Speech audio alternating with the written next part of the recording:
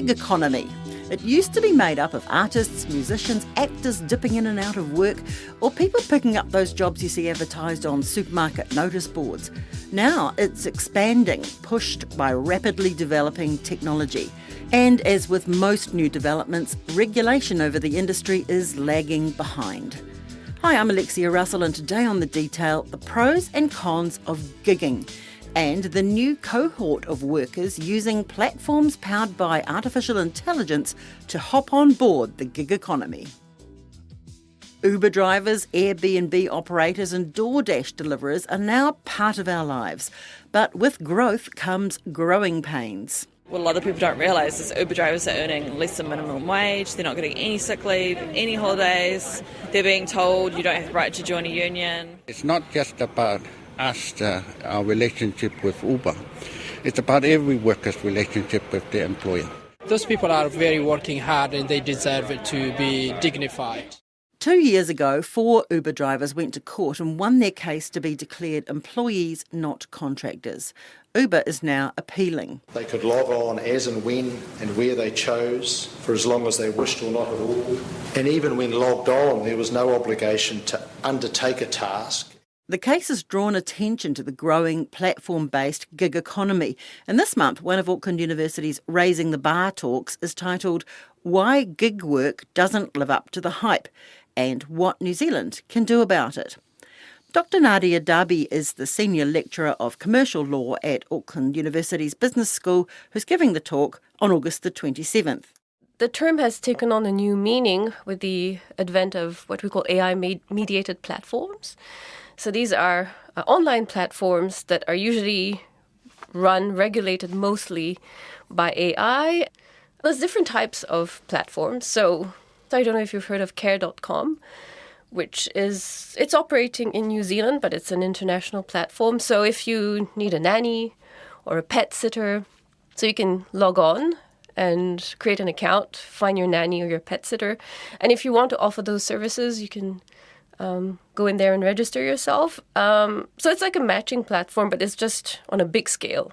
Okay, it's like your notice board that we had in the supermarkets previously, but now it's on a much bigger scale. And AI, because it's AI mediated, it can do a lot of things that humans can't do on the scale that humans can't do. So there's ratings and all that. Now, when you talk about Uber, it's a bit different. We call them vertically integrated firms. So I know it's a technical term, but I'll explain. So if you think about Uber, let's say you say, I'm going to call an Uber. You're thinking, I want a car with a driver to come and pick me up and take me from point A to point B. So Uber has tried arguing in various jurisdictions, different courts in different countries, that they're just a matching service, like the one I just described. But really they're not. They're offering a passenger service, the driver with a car. So the business of Uber, and even our courts have said this, that the business of Uber is to provide passenger services.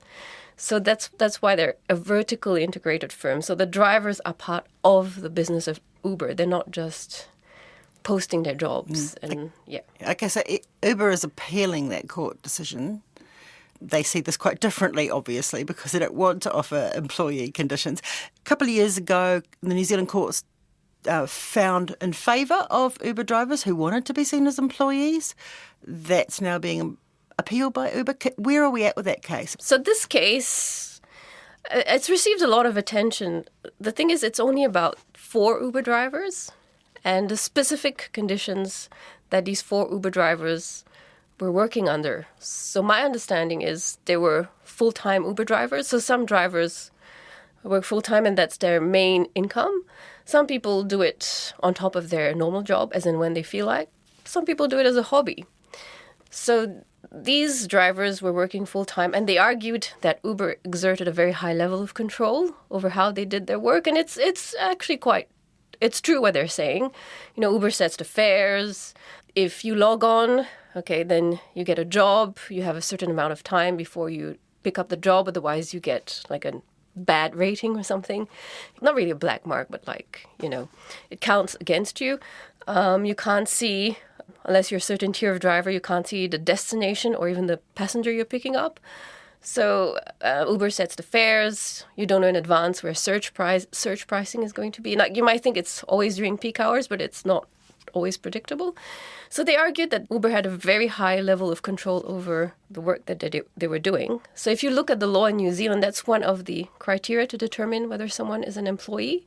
So if the organization or the employer is exercising a high level of control, then they're employees. So that's what the employment court found. So Uber decided to appeal the application of the definition of employee, and the Court of Appeal has granted leave to hear that appeal. It hasn't actually heard the appeal, so that's where we're at. New Zealand is a bit behind in terms of moving in this area.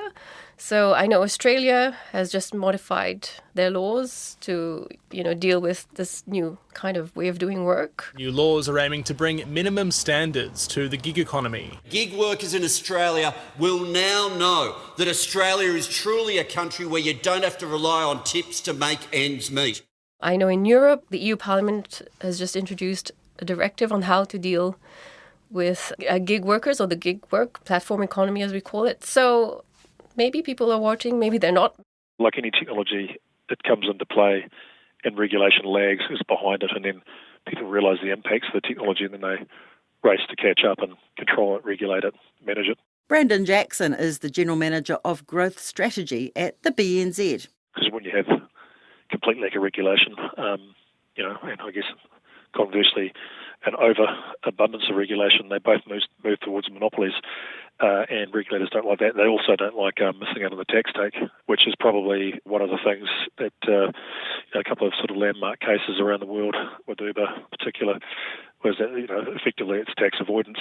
That's the view of some of the the regulators in, say, Japan or in the States, is that they've taken them to task over that. Uber has agreed to pay New Jersey $100 million in back taxes after the state said the ride-hailing company had misclassified its drivers as independent contractors.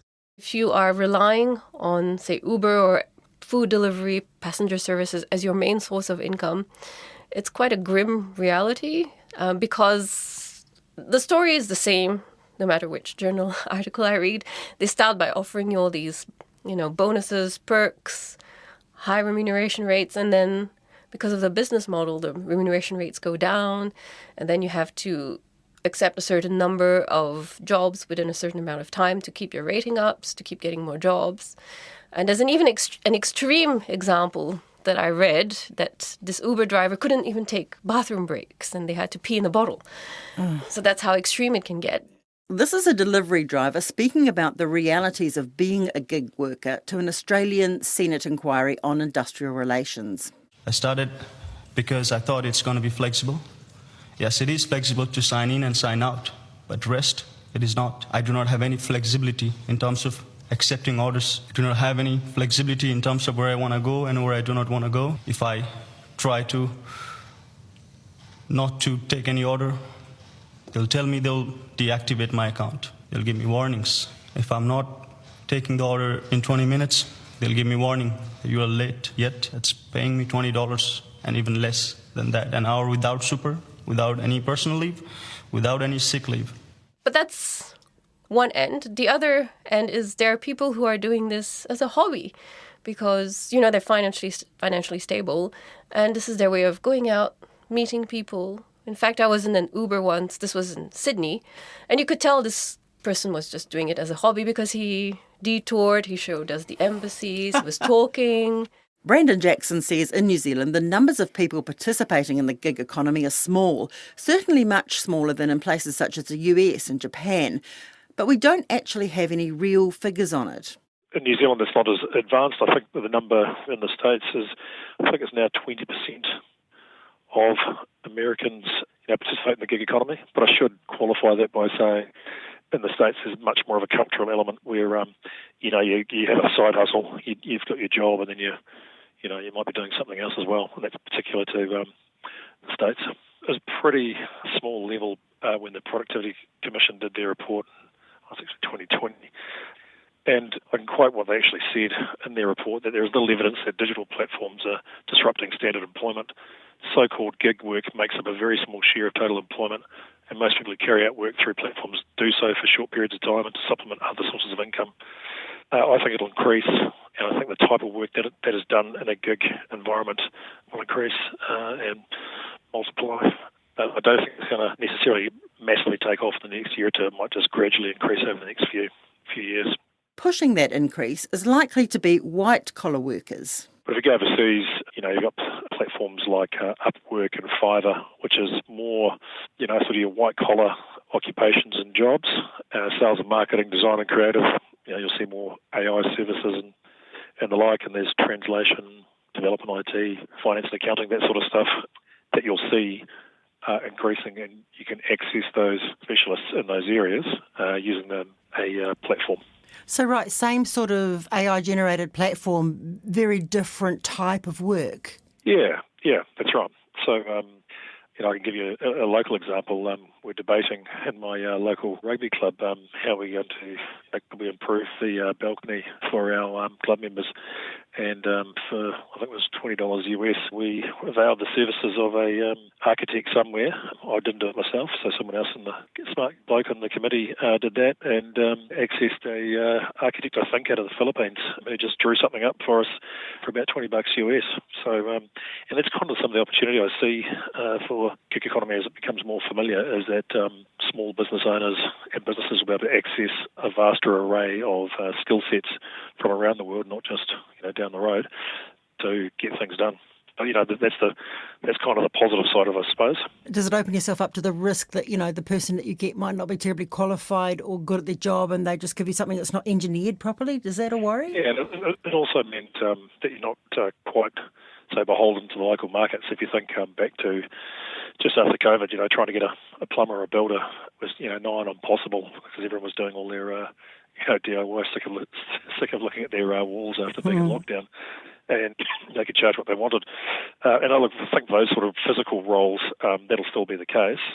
But for some of the, for want of a better term, white-collar skills like finance, accounting, admin, customer support, design and creative, sales and marketing, etc., you'll be able to access that, and it won't matter whether they're, in the same city as you. They could be another part of the country.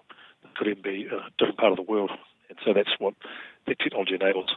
So like an architect could sit in their bedroom here and be designing something for someone in Sweden? Correct, yeah. Is that sort of going to be, become more common? Do you think it'll be picked up swiftly? Look, I don't think it'll be picked up swiftly. I think it will become more common. I mean, we're a small country at the edge of the world, and we, follow things depending on what happens around the world, to some degree quicker and some degree slower. But you can sort of pick that. That could very much be the case, that people become more familiar with it. As they become more familiar, their friends talk about it, that, they could do that. Interestingly, New Zealand sort of slots into a few different time zones, so New Zealand's actually well placed for that.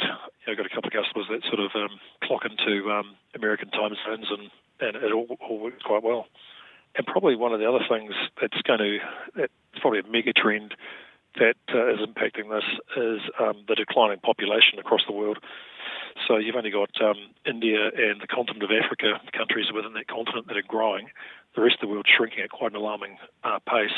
Japan and Italy in particular. So we're in a global talent war for capable people, and technology may be one way of accessing people that aren't necessarily in your country at a time frame that you want and need. So there is potentially some offsetting benefit to that sort of megatrend of declining population being provided by the gig economy. So pros and cons from a business lens. Let's run through them. So the pros for the gig worker, there's flexibility and independence. You have work-life balance when you work when you choose to, assuming that the work is coming in. There's a variety of roles. You can potentially play in multiple markets, particularly, your white-collar workers doing sales and marketing or accountancy skills, whatever. There's higher pay, as companies don't have to pay additional benefits. You also get to see what other companies pay. It's a little bit of power shift there to the contractor, because they're dealing with multiple companies rather than just working within one and being told, this is a good salary and we should be happy with that. You can actually see what the market is paying. And as always with these types of technology platforms, why is a consumer being driven towards it? Why are they attracted to it? It's because it's cheaper prices. convenient. The difference between standing on the corner wondering when your taxi's going to turn up and then knowing that your Uber is 500 metres away. There's, it's the consumer's time that is being managed better there. And the cons is that you can only work when the algorithm lets you, and there's reviews that can be favourable or negative, can either enable or lock you out of opportunities. They can sink your gig effectively. Yeah, it can sink your gig really quickly. And I think the other thing is, and this is probably the bigger fears of it, it's probably more relevant to the Japanese experience, I think, is that it may not be enough work or income to sustain a lifestyle. The thing is, if you're working 40 hours a week, you're getting paid, you know what you're getting paid, and the sort of waxing and waning of a economy means that there's more or less business, and you may be busier or less busy, but you're still getting paid the same amount. Whereas in this gig economy, if you're not busy, you're not getting paid, or you may be getting paid, but only sort of subsistence living. Some of the pros are cons as well, depending on what side of the coin you fall. Brendan points out that companies can reduce their costs by not paying benefits and normal employee protections, obviously a downside from the contractor's point of view. And I guess the other thing is, for a company, you potentially have less reliable workers because actually they don't care about the company's brand or values, or the company's consistent need for work. They'll do what they want when they want to because it suits them. So there's all these trade-offs. Brendan says the gig economy isn't right or wrong, it just is. He says the regulators are watching it, and the electronic nature of the transactions conducted means it's easier to track income streams and to tax them.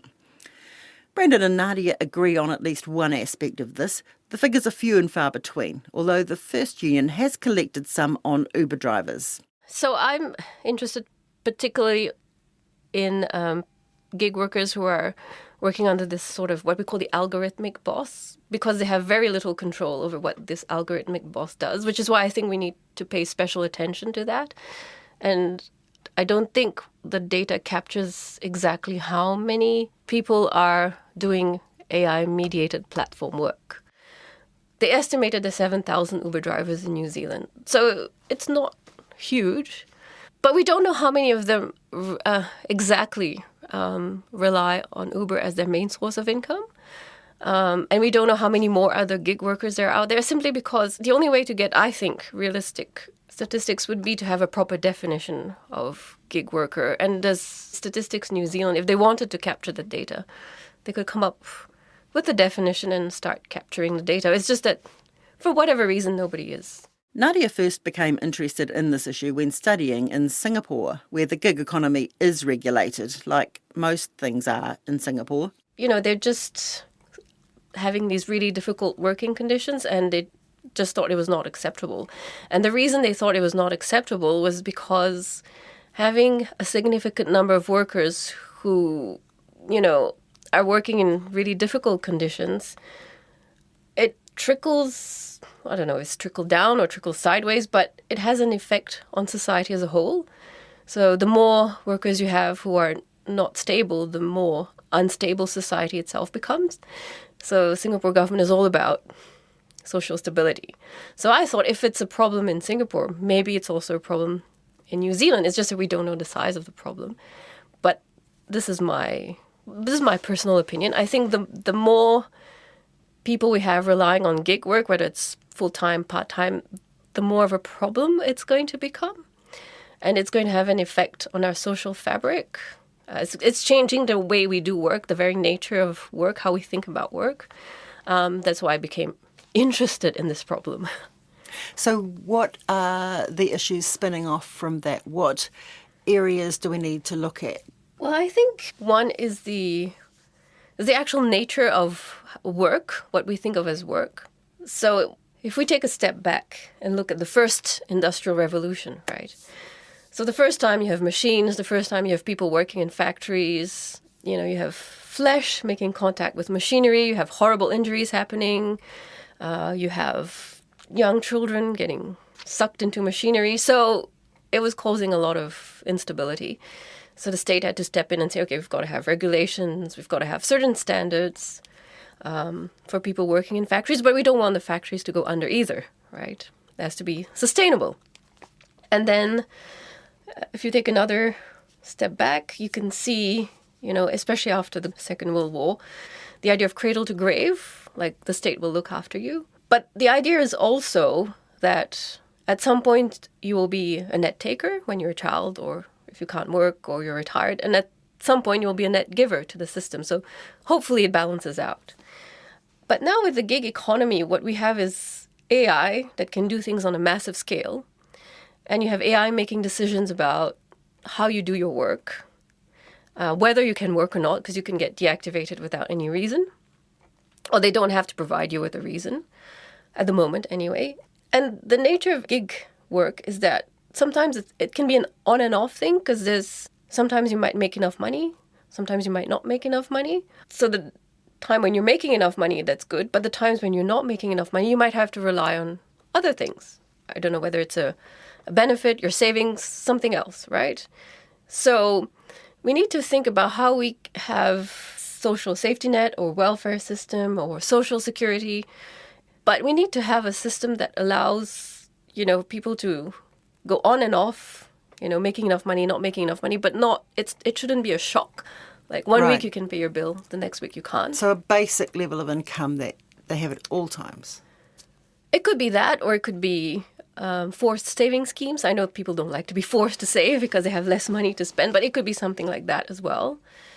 So that's one aspect. The other aspect is the idea that, you're a gig worker, you're at the mercy of what the app does, the algorithmic boss.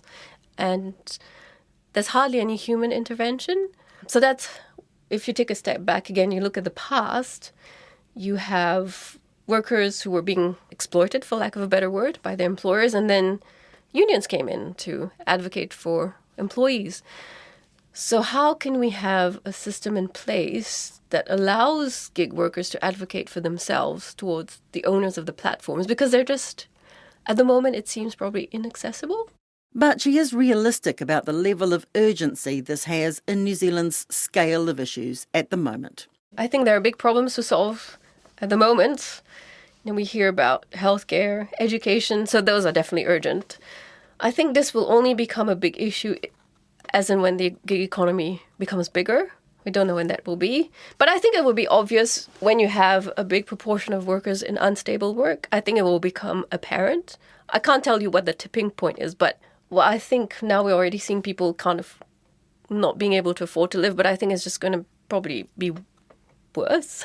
I think the need to rethink how we think of work. It's the longest time it's just been either you're an employee or a contractor, but I think gig work is quite specific and unique, so we probably should have specific regulations around gig work.